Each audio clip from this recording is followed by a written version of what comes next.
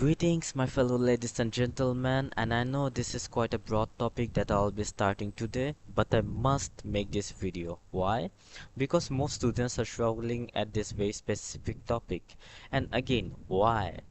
Because it doesn't matter if you're from a O-level background or SSC background or any other curriculum, because this is the first topic that you learn when you're starting your physics journey, and the topic is related to physics and all the Newton's laws. Today I've categorized what we're going to learn today. That is, we'll be starting by knowing what is force, and then we'll move on to the first law, second law, and third law. Well, what are these laws? Well, these laws are created by Sir Isaac Newton, and yes, he is the only creator of these three laws. And surely you have heard of the cliche situation where an apple fell on his head and then he discovered all this. But anyways, we're not going to talk about that today. But today, let's start with our video, shall we? So, tell me, what is a force? I've already written it over here, but let me elaborate on this what I've written. Force can either be of two types. Either it can be push or a pull. And due to these two, push or pull, either it can make the object move, or it can stop the object, or it can make the object change direction, like forcefully make them change directions.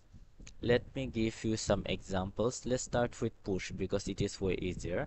What is what is push? Well, push basically is you're exerting a force towards an object. Like you're giving out force towards that object. So basically, if you've ever played football or cricket, let me start with football first. So if you have played football, surely in order to move the ball or in order to score a goal, you have to shoot the ball, right? Without shooting the ball isn't going to move automatically. You, as a third person, needs to exert force by kicking the ball, and then the ball will hit the net. Otherwise, the your team won't score the goal. And in the case of cricket, if you're a bowler, then you have to like move your arms and throw the ball. Otherwise, how else will the ball move and hit the wicket, right? And then we will now move on to pull. What is pull? Pull is basically you're moving something towards you. It's like if you're playing with a rubber band, if you pull the rubber band, it's going to come towards you. It won't go far away from you. That's not pull. That would then become push. Push is when something is going away from you, but pull is when something is coming towards you. And I hope these examples cleared your issues regarding push and pull and force. And always remember, force is always of any of these two types. Either it can be a push or it can be a pull. And then let's move on to our second topic for today, and that's the Newton's first law. Well, then let's start discussing about the Newton's first law. And regarding the first law, it's quite easy to be honest, because I just really gave the definition earlier, because an object will stay at rest until or unless an external force is exerted on it. If I again use the previous example of football, a football is a stationary object. And why? Because it doesn't have a life, it doesn't have legs, it doesn't have arms to move, so definitely it cannot move from a stationary position. And what does a stationary position mean? It actually means that place the position at where the object is right now, the ball, that ball will stay at that position forever and ever, until either we as the third person were to pull the ball using our leg, or we can just push the ball by kicking it, right? So until we use some force, the object won't move. And what is the object in this case? The football. Now, if we were talk about chess right now, a chess piece won't move until we move it ourselves, right? Because again, the chess doesn't have a life.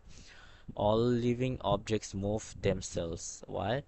Because they have life. Birds can fly, humans can speak, humans can walk, animals can walk and run, because we all have life. But non-living objects cannot really move. And anyways, I guess that's all for the first law. This is actually the most simplified way of understanding the first law, and I hope you were able to understand it thoroughly and clearly, and then we can move on to the second law now. To be honest, the second law is truly easy as well. Why? Because the harder you push something, the faster something moves. But if it's heavy, it takes more force to move it. Let me provide a simple example. Imagine a scenario where you're using your phone and then suddenly you hear from the boss that you're fired, or something really bad happened, like your girlfriend cheated and you found out your boyfriend cheated, and then out of anger and frustration you just threw your phone onto the ground with your full force. What will happen? The phone will break, the screen will scatter around everywhere, right? But if you were to just normally throw your phone for curiosity, I don't know why, and you just throw your phone lightly, nothing will happen. Why? Because it was just a small force. You just used a small amount of force to throw the phone, not like when you are angry and you're using your full force. So that's, yeah, that's the second law. And another example is, well, regarding the heaviness. So if you are pushing a trolley, in our country, in Bangladesh, we call the shopping cart trolley. So if you are pushing a shopping cart, and definitely you are not using a lot of force because it has wheels, so it can easily be pushed, and it doesn't really have too much weight. It's really light as well, so it can just move just from a simple push. But if you're moving a car, my God, that really requires a lot of force, right? As a single person, I doubt you will be able to push a car on your own, but it requires 3 to 5 people, I guess, to push a car, and if it's really heavy. And why is that? Why do you need more force? Because the weight is greater. The greater the weight, the greater the force it will require. And there's a formula actually, because what is that formula? Let me write it down for you. The formula is F equals to ma. What is F? F is force. What is m? M is mass. And what is a? A is acceleration. And if you don't know what acceleration is and what is the difference between acceleration and speed, then I'll make a separate video for it. You will just have to comment it down below. But anyways, that's all about the second law. And yes, this second law has a formula, and this is the formula: F equals to ma, force equals to mass times acceleration. And yeah, let's move on to the third law now, shall we? This is actually my favorite law. And why is that? Because I truly love this law. What does this law say? This law suggests that every action has an equal and opposite reaction. So let me use a really cliche example right now. When you're firing a gun, for instance, if you're playing Fortnite or CSGO, any other shooting game, whenever you're firing a gun, you are always firing it in the front direction, right? So that means the bullet is going in the forward direction. So the recoil, the gun will always go to the backward direction. It will always have a recoil in the backward direction, because as the law suggests, every action has an equal and opposite reaction. And again, another example I'm giving right now, and that is, if you were to slap a cow in the butt, definitely the cow won't just stay quiet and let you do its thing.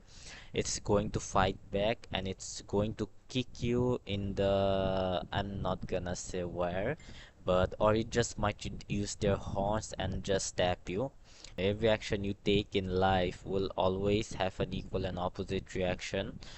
And yeah, that's all for today. I think I'm done with this as well. So we are finished with what is first law, second law, and lastly third law. I hope this video was really helpful for you. And of course, I'll be making more videos like this in the long run. So stay tuned and subscribe to our channel, like the video, and comment it down below if this video was truly helpful or not. And for now, peace out and sayonara.